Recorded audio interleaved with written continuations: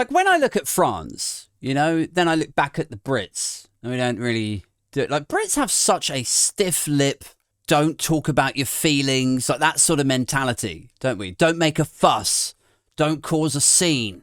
And I honestly believe, like, the pressure valve is going to need to loosen at some point. Like, I don't know when it's going to happen, but it will happen. Like, you can't continuously waterboard your people with interest rate hikes and energy bill hikes and sewage contamination and expect them to not explode.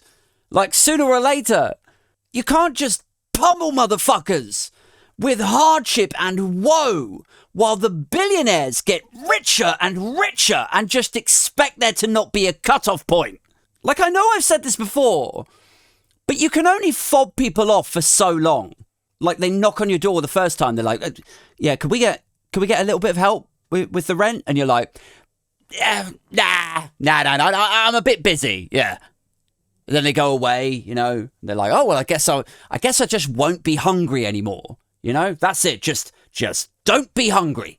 They're like, no, they're going to come back and they're going to knock even harder next time, you know? And then maybe still then you're like, yeah, nah. No, I'm a bit busy. You know, like, that cycle is just going to continue and continue until eventually they ram raid your door down, loot your fucking fridge and food cupboards, and then hang you in the village square. Such is the anger that you were so sociopathically against helping them when their kids were starving. You know, like, before they were just pissed off because society's unfair and their kids were crying. Now they're violently angry at you because you won't lift a finger to help starving children. And if you won't do that, then you must be, you know, evil and eradicated. Now, you know, you've fobbed them off for so long. They've got so hungry, so angry. Now they feel like they're doing the right thing by setting you on fire in the town square or some shit. Like, I know that's dark. I know it's dark. But you get my point, right? Like, you can only fuck people over for so long before eventually a correction takes place. And for the French, that threshold is a touch lower than over here. But we will reach it, man. I promise you. Like, there's only so much rent hikes and making people broke and sewage in the water that people will... Like, it's like that fucking Woodstock documentary. Did you see that on Netflix?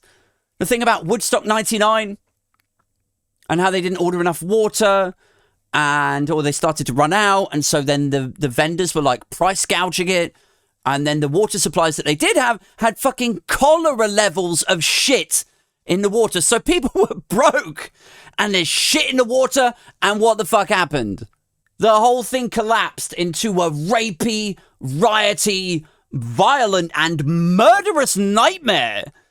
Like, that is what happens when you take people's money and you deprive them of the basics and put shit in the water. Honestly, it's like the Tories are like, oh, here you go, plebby, another bubble tea fecal smoothie coming right out. I'll take those savings, thank you. Now, take it down, you filthy, disgusting puffer, you cretin. Here's a Sun headline for you. It says that it's good for you. So, yeah, that's it, you moron. Just gollop it all down. Gollop it down like it's one of your Aldi deal energy drinks. There's no way that this'll end badly. You know, even though on a societal level, we are almost exactly replicating the microcosm of Woodstock.